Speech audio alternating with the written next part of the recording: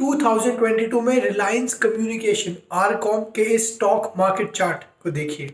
इस साल इस स्टॉक ने ऑलमोस्ट 50% का डाउनसाइड दिखाया है। ऐसा क्यों? आने वाले टाइम में क्या ये डाउनसाइड, क्या ये लॉसेस कंटिन्यू रहेंगे या हम एक टर्न अराउंड, एक रिवर्सल देख सकते हैं?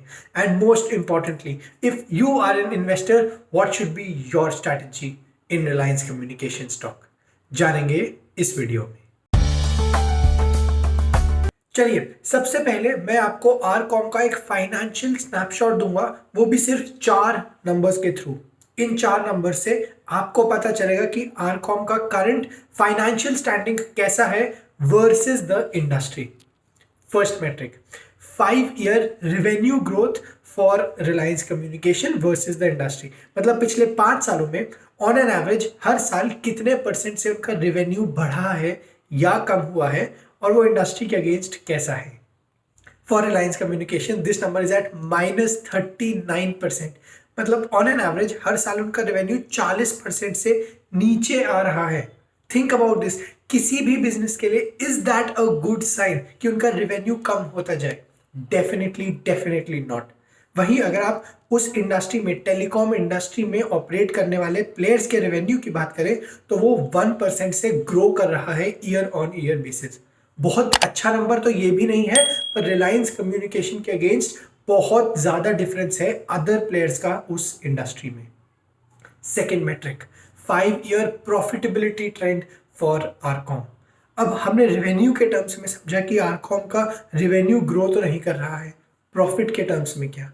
आपको मैं बता दूं कि फॉर द पास्ट 5 years हर साल आरकॉम के स्टॉक ने एक नेगेटिव प्रॉफिट रिपोर्ट किया है बिजनेस ने। मतलब पिछले 5 सालों में ये एक लॉस मेकिंग बिजनेस है। अब इन दोनों नंबर्स को देखिए, रेवेन्यू तो ग्रो कर ही नहीं रहा है, साथ में कॉस्ट्स इतनी ज्यादा है कि कंपनी प्रॉफिट भी नहीं बना पा रही है। Third metric, market share for the past 5 years। अब क्योंकि उनका रेवेन्यू नीचे आ रहा है, क्योंकि प्रॉफिट आ नहीं रहा है, तो नेचुरल सी बात है कि उनका मार्केट शेयर 5 सालों में नीचे आएगा ही आएगा। From around 4% in the telecom space, अब वो 0.4% पे आ गए हैं। काफी ज्यादा डाउनफॉल देखा गया है इस टेलीकॉम स्पेस के मार्केट शेयर में फॉर रिलायंस कम्युनिकेशंस।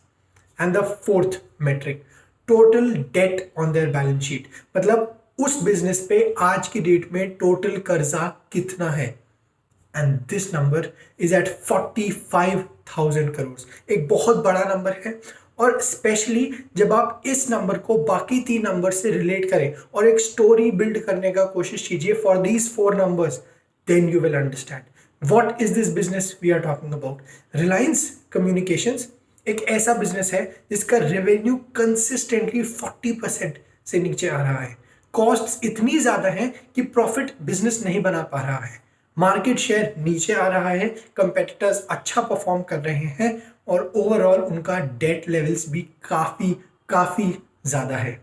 तो इन 4 नंबर से आपको एक बेसिक ओवरव्यू मिल जाएगा। उसका एनालिसिस मैं आप पे छोड़ता हूं, पर अब हम बात करेंगे वो कौन से 2 मेजर प्लेयर्स हैं जो आरकॉम को टफ कंपटीशन दे रहे हैं इस टेलीकॉम स्पेस में, और उनके अगेंस्ट आरकॉम का परफॉर्मेंस कैसा है, जानेंगे नेक्स्ट सेगमेंट में। चलिए, वो 2 प्लेयर्स जो आरकॉम के कंपेटिटर्स हैं और जिनका हम डिस्कशन करने वाले हैं वो है वोडाफोन आइडिया और भारती एयरटेल। अब इसमें रिलायंस जियो भी है, पर क्योंकि रिलायंस जियो रिलायंस इंडस्ट्रीज का पार्ट है और उसके नंबर्स हमारे पास अलग से नहीं है, we will limit our analysis only to RCom, to Bharti Airtel and to Vodafone Idea. अब हम 3 नंबर्स डिस्कस करेंगे इन तीनों प्लेयर्स के, और फिर I will leave it to you to understand कि आरकॉम का परफॉर्मेंस अगेंस्ट these players कैसा है। First metric, promoters holding. मतलब जब कंपनी कोई स्टार्ट होती है, जो लोग उसमें पैसे डालते हैं जिन्हें हम प्रमोटर्स कहते हैं, उनकी कितनी हिस्सेदारी है इस कंपनी में। जितना ज्यादा ये नंबर होगा उतना ही बेटर ये सिचुएशन होगा, क्योंकि उनको सबसे ज्यादा आइडिया होता है बिजनेस के फ्यूचर डायरेक्शन के बारे में। तो नेचुरली अगर उन्हें लगेगा कि बिजनेस इंप्रूव करेगा तो वो अपनी होल्डिंग को आगे बढ़ाएंगे या उतना ही रखेंगे, ताकि आने वाले टाइम में एज द बिजनेस ग्रोज उनकी हिस्सेदारी की जो वैल्यू है वो भी ग्रो करे। For RCom this number is at only 5%। Yes, आप मान सकते हैं कि अनिल अंबानी इसके ओनर हैं, but only to the extent of 5% is the share holding of all the promoters. For Bharti Airtel, this number is at 56%, and for Vodafone Idea, this number is at 75%. मतलब एक बहुत बहुत बड़ा डिफरेंस है in the promoters holding for Arcom versus the other players. Second metric, return on equity, मतलब total profit that the business is making divided by the shareholders making. अब for Reliance communication, क्योंकि ये एक ऐसा business है जो profit ही नहीं बना पा रहा है, तो उनके केस में रिटर्न ऑन इक्विटी का कोई मतलब नहीं रह जाता है, which is not a good sign for any business.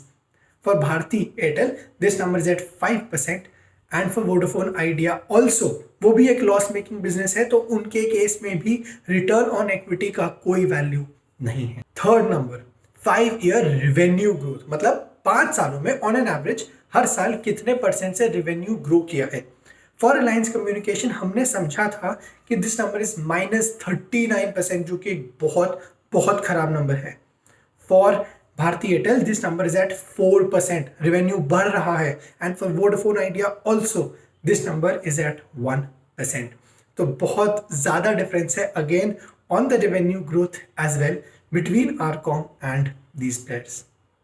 The fourth and the final number that we'll discuss is the total debt on their balance sheet. Total कर्जा कितना है? For Arcom, this number is at 45,000 crores. For Bharti Airtel, this number is 170,000 crores.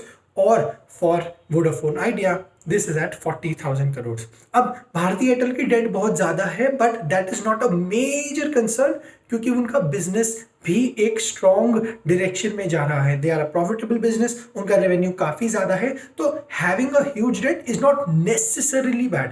पर अगर आप Reliance communications की बात करें, जहाँ एक ऐसा बिजनेस है जहाँ प्रॉफिट्स कम हो रहे हैं, जहाँ रेवेन्यू नीचे गिरता जा रहा है और प्रॉफिट तो है ही नहीं, वहाँ पे इतना ज़्यादा डेट होना एक नेगेटिव साइन है डेफिनेटली।